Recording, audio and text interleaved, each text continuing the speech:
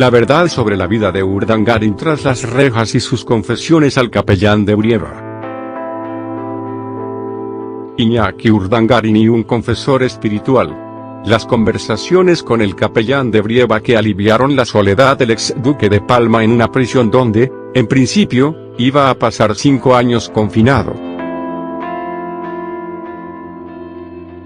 Como el hombre de Alcatraz, solo que con una sotana cerca y una bicicleta estática en la celda en lugar de un gorrión. Hasta ahora, la vida en sombras del que fuese duque de Palma estaba, como en el caso de otros ilustres reclusos, llena de incógnitas. Relato de un naufragio, un non-fiction a la española con el que Nacho Gay, director de Vanitatis, se estrena en el ámbito literario, resuelve muchas de esas preguntas. El libro, que llega a las librerías el 16 de noviembre, ofrece al lector una mirada inédita sobre aquellos 2 años y medio de cárcel, una narración de flashbacks, de saltos hacia adelante y hacia atrás, en las que el hilo conductor es la relación entre un sacerdote charlatán y el marido de una infanta de España que se enfrenta a las horas más amargas de su vida.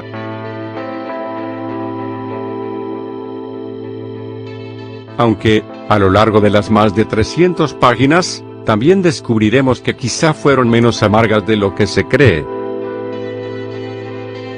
Relato de un naufragio también es la historia, basada en documentación real, del trato que recibió Iñaki Urdangarin entre rejas.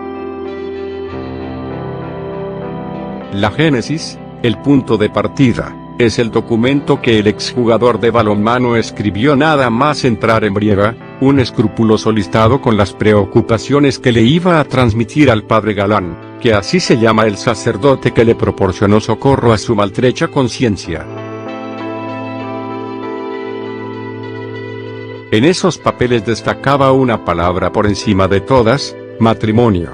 Página 130 de Relato de un naufragio. El día que se conocieron, él llevaba unas notas que había escrito concienzudamente la noche anterior.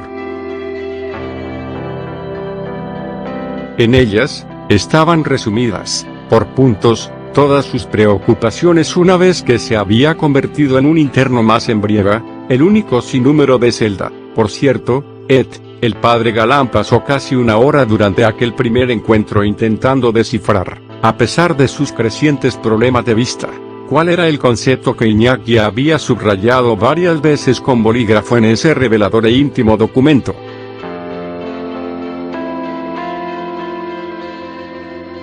El capellán, un personaje afable y casi berlanguiano, era la única persona con la que tenía relación el recluso, aparte de los funcionarios. Las principales preocupaciones que mostraba Iñaki Urdangarin en el documento eran cómo salvar su matrimonio estando en prisión y cómo el caso Noos y su escarnio público iban a afectar a la relación con sus hijos y con su madre. Sus botes salvavidas, eso sí, estaban concentrados alrededor del amor con la hija del emérito. Tras entregar dichos papeles al cura, Urdangarin se enfrentó a las preguntas de este sin anestesia, a cuestiones que ya hacían presagiar que algo no iba bien entre la pareja. No me refiero a los problemas que te trajeron aquí. Quería saber si, en alguna ocasión, le fuiste infiel a tu esposa. Jamás he traicionado a mi esposa, contestó de forma decidida, firme y segura. Jamás. Muestra uno de los diálogos que dan forma a la historia. La visita de Cristina. Como la prensa se encargó de desvelar, el domingo 24 de junio de 2018, 6 días después de la entrada de Iñaki Urdangarin en prisión, la infanta Cristina acudió a verle por primera vez. Una visita desmenuzada por Relato de un naufragio como si se tratase de una secuencia de la escopeta nacional en pleno siglo XXI, la realeza poniendo los pies en territorio comanche. Doña Cristina tuvo acceso a un encuentro privado en una celda que tampoco hacía honor a ese nombre, además de comodidades varias. En ella se llegó a instalar una bicicleta estática frente al televisor para el mantenimiento de la salud mental del penado. Página 126. Recibió a todas y cada una de sus visitas por cuestiones de seguridad. ¿Qué duda cabe en su pequeño apartamento de soltero en medio del agreste campo abulense, una especie de casa rural sin mucha solera, pero que hizo también las veces de sala de visitas, de enfermería, de juzgado de guardia? Aquello era como el Café Gijón, no dejaba de entrar y salir gente, más o menos culta, para charlar con Iñaki sobre cualquier cosa.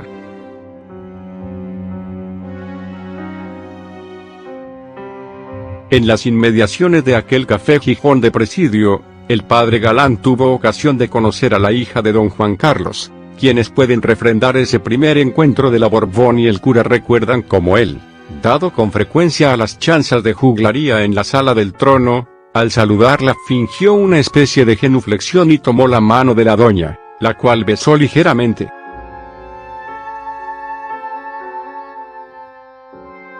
Al contemplar tan bochornoso espectáculo de varietés para adictos a las chirigotas de los Monty Python, la hija del rey observó al cura como mira a Aníbal Lecter a la bella y joven Clarice en El silencio de los corderos. Al padre Galán siempre le pareció, por lo poco que vio en aquel año y medio de visitas, que a ese matrimonio le faltaba algo. Él trataba mucho con novios que estaban a punto de desposarse y, sinceramente, esta pareja no funcionaba o no lo parecía a ojo de buen casamentero igual de bien que aquellas. Eso sí, el capellán nunca dudó de Iñaki, lo hizo más de Cristina, porque las conversaciones que mantuvo con su amigo dejaban deslizar un sentimiento de decepción de Urdangarín como marido por el comportamiento de su esposa en los últimos años, al contrario de lo que piensan casi todos los mortales, que ella ha sido siempre la víctima y él el verdugo. Su madre y la presión sobre sus hijos. La lectura del relato de un naufragio no solo aporta la vida en prisión de un hombre que lo tuvo todo y lo perdió en un nanosegundo. En sus páginas también nos encontramos con las consecuencias que tuvo dicho naufragio para los inevitables pasajeros de ese barco llamado Urdangarín, su madre y sus hijos. Ellos también formaban parte del listado de preocupaciones que el ex-duque entregó al inefable padre Galán. Juan, el hijo mayor, fue quizá el mayor superviviente de la defenestración mediática. El libro revela una anécdota que tuvo lugar durante la estancia de la familia en Washington y que, bien leída, pone los pelos de punta. Los insultos en el patio de la escuela se sucedían, también en los cumpleaños. Pero hubo una tarde en el club de tenis de Barcelona en la que la cosa se les fue a los chavales de las manos. Le gritaban. Él echó a correr despavorido, un vaquero a galope huyendo de los indios. Entonces, los niños empezaron a tirarle pelotas y algunas de ellas le golpearon en la cabeza. La estancia en Brieva no perjudicó, sin embargo, la buena relación con Pablo, el hoy exitoso y guapo jugador de balonmano que de los 4 hijos, es el que mejor relación ha fraguado con su padre, quizá porque les une un cordón umbilical inquebrantable, que radica en el hecho de que el joven ha seguido los pasos de su ídolo en el mundo del balonmano. No son tan estrechos los lazos con Irene, que no convive con Iñaki desde los 13 años. Por lo que ha desarrollado una muy especial relación de complicidad y necesidad mutua con su madre, la infanta Cristina, y simpatizaba más con ella que con él. Es esta niña la que ha procurado a Urdangarín, en los últimos años, los mayores desasosiegos nocturnos, porque nunca ha sabido cerrar el abismo que se empezó a abrir entre él y la pequeña de la casa. Otra de las visitantes a aquella celda de televisión y bicicleta estática fue Claire Liebert, madre del penado. Los testigos de las escenas entre madre e hijo hablan de las mismas como si fuesen reproducciones de la Piedad. El hijo condenado buscando refugio en su madre como si se tratase de un James Cagney vascuense en un melodrama carcelario de Douglas Sirk, se abrazaban durante 10 minutos seguidos, asegura un funcionario de Brieva, aquella sintonía, más bien dependencia emocional, resultaba poco asumible a ojos de casi todos.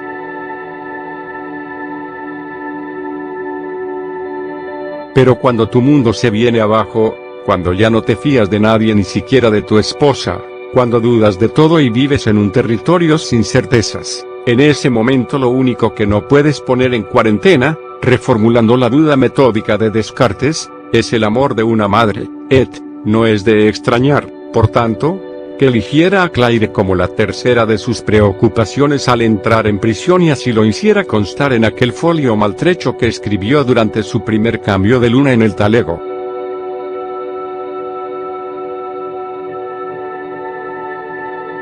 Relato de un naufragio muestra a Urdangarin como un ícaro que quiso volar demasiado alto y acabó pagando cara su ambición, confinado y sin el fulgor del guapo jugador de balonmano que enamoró a una infanta de España.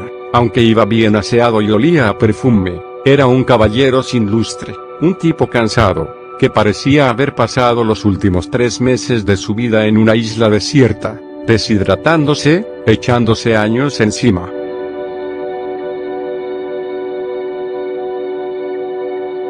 También como uno de los elementos que cambiaron para siempre el concepto que tienen los españoles sobre su familia real. Ya se lo dijo el propio Urdangarin a su hoy exmujer: sois cada vez más como la familia Adams, ¿no crees? Siempre que se abre la puerta de Zarzuela aparece un muerto. Palabra de Duque, palabra de un náufrago.